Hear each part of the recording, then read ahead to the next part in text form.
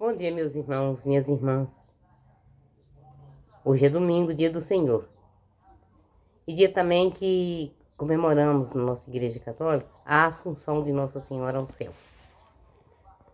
Eu vou ler na Bíblia. Eu estou lendo sobre segundo Reis. Reis de Judá até o cativeiro.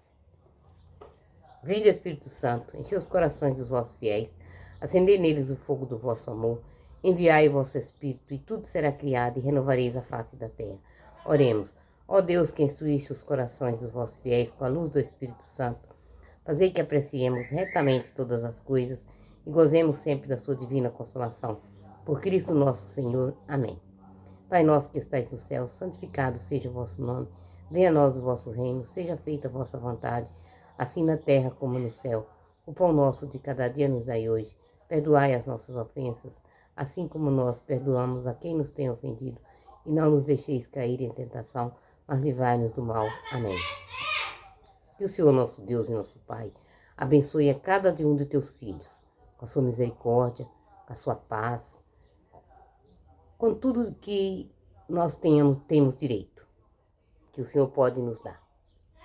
Claro que a gente é pecador, mas a gente é aquele pecador que pede perdão pelos nossos pecados.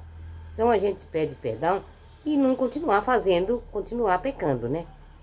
Porque um dia você está pedindo perdão e também, na hora Deus pode cansar. Mas aquele é misericórdia, é a própria misericórdia. Deus é Deus o tempo todo. Jamais ele nos abandona. Abençoe os doentes, os enfermos. Abençoe aquelas pessoas que estão precisando de oração, passando por qualquer dificuldade. Abençoe a todos, com a sua misericórdia. Então eu vou ler, eu estou no 18, do segundo livro dos reis. Ezequias, rei de Judá. No terceiro ano de Oséias, filho de Ela, rei de Israel, tornou-se rei Ezequias, filho de Acás, rei de Judá. Tinha 25 anos quando começou a reinar em Jerusalém, e reinou 29 anos em Jerusalém.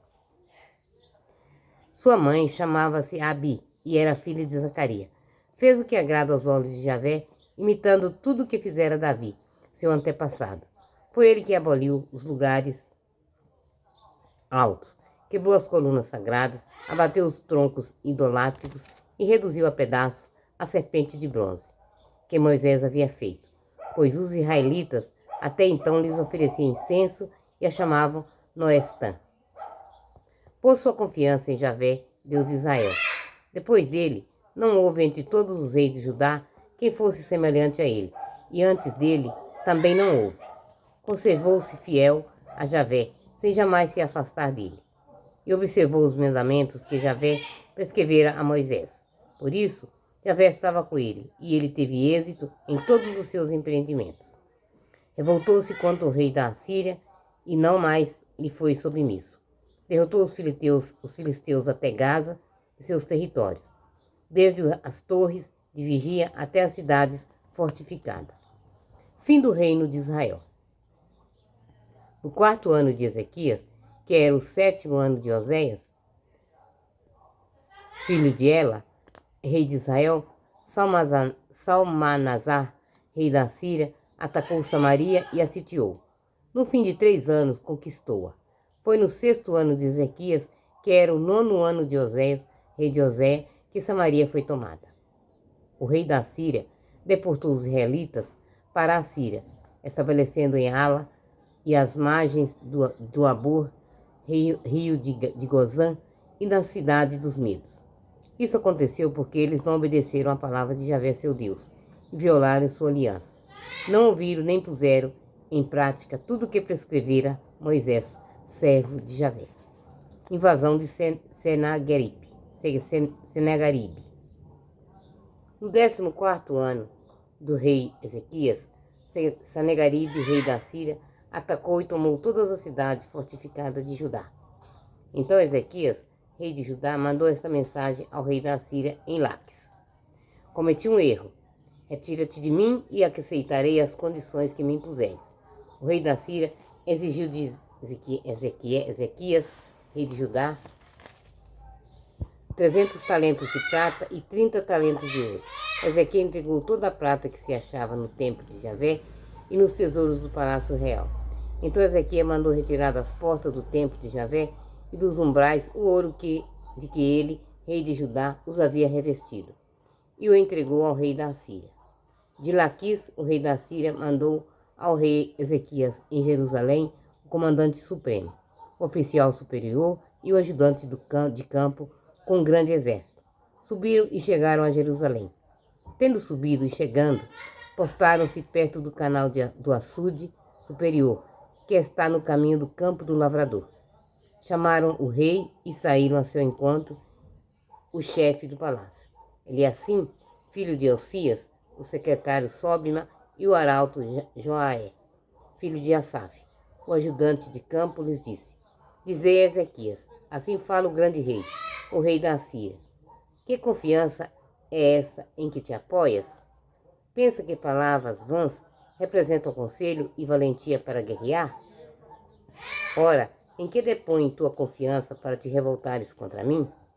Confia no apoio do Egito, esse caniço quebrado, que penetra e fura a mão de quem nele se apoia, pois assim é o faraó, rei do Egito, para todos que neles confiam.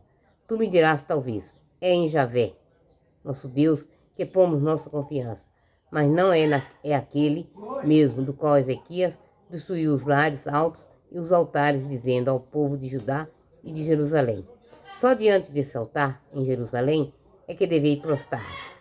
Pois bem, aceita um desafio de meu senhor, o rei da Síria. Eu te darei 2.000 cavalos, se puderes encontrar cavaleiros para montá-los.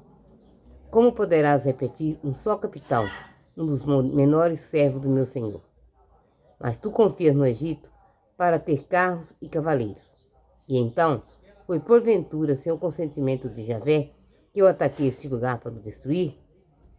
Foi Javé que me disse: ataca esse país e devasta-o.